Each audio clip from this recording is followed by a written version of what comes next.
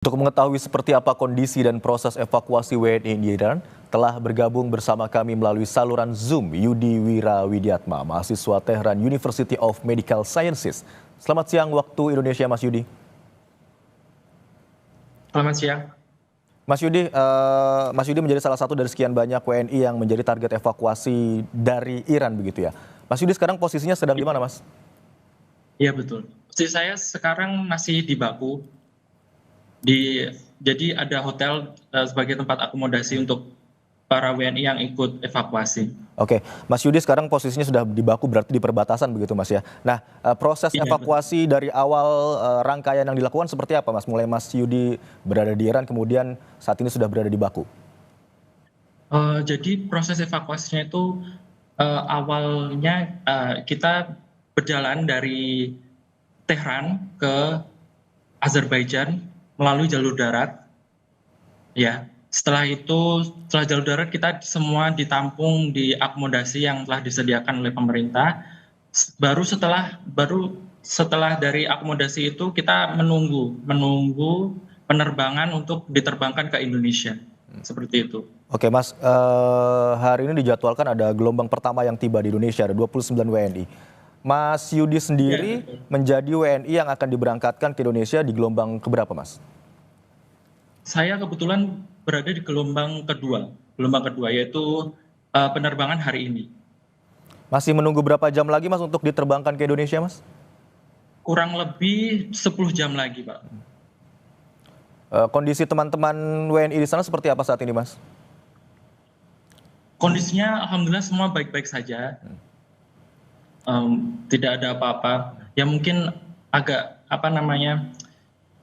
harus sabar lagi karena ya itu kita harus nunggu penerbangan, dan karena sekarang itu lagi musim high peak season, jadi kemungkinan seat kosongnya juga terbatas. Mas Yudi, kami ingin tahu bagaimana situasi di sana saat pertama kali Iran begitu ya diserang oleh Israel. Bagaimana cerita Mas Yudi saat berada di sana? Apakah Mas Yudi sendiri menjadi satu WNI yang berada di lokasi saat serangan berlangsung? Iya, jadi sebenarnya setelah penyerangan di awal itu sekitar tanggal 13 itu kondisi di Teheran itu masih seperti biasa aja. Jadi Oke. warga masih beraktivitas seperti biasa dan sebagainya. Dan setelah memanas 2 sampai 3 hari ke depan, tepatnya mungkin tanggal 15, mulai tanggal 15 itu Teheran itu seperti udah kota mati, jadi kosong semuanya, nggak ada orang. Dan kebetulan saya sendiri juga jadi salah satu korban dari serangan Israel. Karena kebetulan waktu itu eh, ini masih menjadi spekulasi, jadi belum apa belum sure penyebabnya apa, entah itu bom mobil atau memang serangan dari Israel. Tapi waktu itu ada ledakan di depan asrama saya, jadi saya sendiri waktu itu juga kebetulan ada di asrama, jadi saya istilahnya ada sedikit luka dan sebagainya, Kak, dan terlebih trauma karena hal itu. Baik, Mas Yudi. Tanggal 13 Juni Mas Yudi bilang menjadi serangan pertama, namun kondisinya masih seperti biasa saja. Namun Iya, Mas Yudi mengalami seperti luka biasa begitu ya. aja. Sepengetahuan Mas Yudi, jarak dari lokasi Mas Yudi saat itu ke target utama serangan yang kondisinya hancur begitu berapa jauh dan seperti apa kondisinya? Hmm, Sebenarnya sangat dekat sekali, Pak. Jadi Oke. asrama saya itu terdampak gitu. Jadi di depan asrama saya sebenarnya. Di depan agak sebelah kanan gitu, Mhm, mhm. tetangga apartemen dari asrama saya. Jadi asrama Mas Yudi menjadi salah satu bangunan yang terdampak begitu ya? Iya, betul, betul. Jadi dari level ground sampai lantai 1 dan 2 itu roboh di bagian depannya yang menghadap ke jalan raya. Lalu apa reaksi dari warga negara Indonesia dan juga teman-teman Mas Yudi yang berada di sana terkait dengan serangan tersebut, kemudian respon dari pihak berwenang mungkin atau ada dari pihak dari Indonesia yang menghubungi mahasiswa-mahasiswa yang sedang mengenyam pendidikan di sana terkait dengan serangan yang terjadi? Mungkin yang pertama panik, ada juga rasa takut juga, terus untuk apa namanya respon dari pemerintah, pertama untuk dari kampus saya sendiri, ya mungkin terbanyak itu himbauan himbauan untuk apa namanya, untuk pergi ke shelter jika ada suatu ledakan atau apa, semuanya tuh disuruh untuk mengungsi ke bawah dulu ke shelter. Dan untuk dari pihak KBRI mungkin waktu itu karena masih dalam siaga satu, jadi cuman ini apa namanya, pihak KBRI hanya memberikan himbauan untuk istilahnya bersiap-siap, terutama untuk menyiapkan runback dan sebagainya, untuk antisipasi jika kondisi semakin memburuk. Baik, awalnya hanya memberikan himbauan begitu untuk berlindung dan mencari tempat yang aman. Kemudian setelah Iya.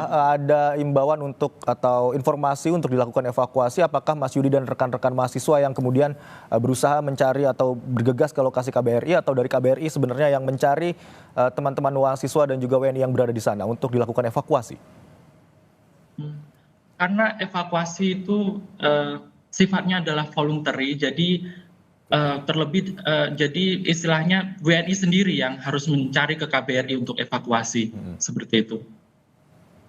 Saya Jadi, sendiri karena asrama saya terdampak, jadi setelah tanggal 15 itu saya udah langsung bergegas ke KBRI dan saya menunggu di KBRI sampai proses evakuasi, enggak, sampai waktu itu juga istilahnya kondisinya itu udah statusnya tuh udah diubah menjadi siaga satu. Jadi saya standby di KBRI setelah itu karena saya ada sedikit trauma untuk pergi kemana-mana lagi karena hal yang terjadi itu.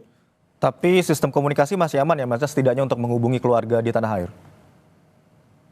saat itu? Kebetulan juga terganggu, Pak. Oke. Jadi memang sebenarnya Iran juga kan ada censorship untuk seperti WhatsApp dan sebagainya. Tapi waktu itu WhatsApp sempat dibuka dan masih bisa lancar. Tapi setelah 2 sampai 3 hari, akhirnya apa namanya, komunikasi internet internasional itu diputus lagi. Jadi cuman internet itu hanya bisa bekerja untuk server-server lokal atau sosial Baik. media lokal di Iran. Baik, lalu setelah tanggal 15 Mas Yudi dan juga rekan-rekan WNI di sana ke KBRI begitu ya. Berapa lama setelah itu akhirnya hingga mendapatkan kepastian bahwa Mas Yudi dan juga beberapa orang lainnya akan dievakuasi?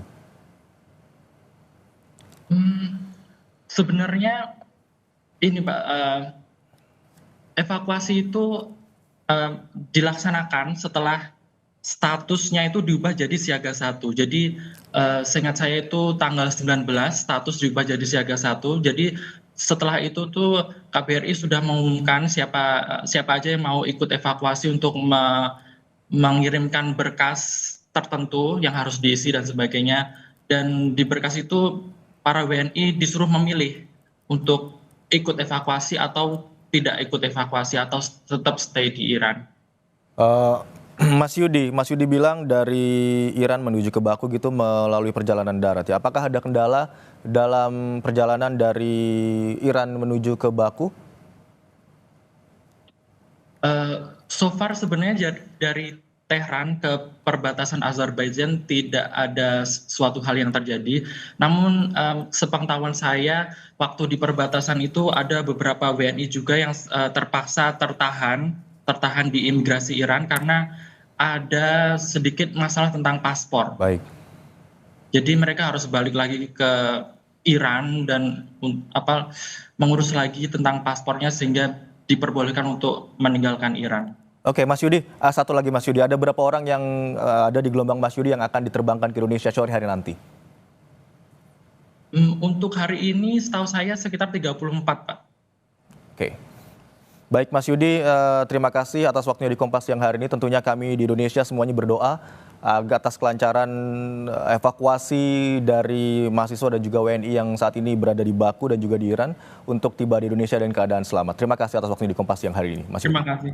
Terima kasih.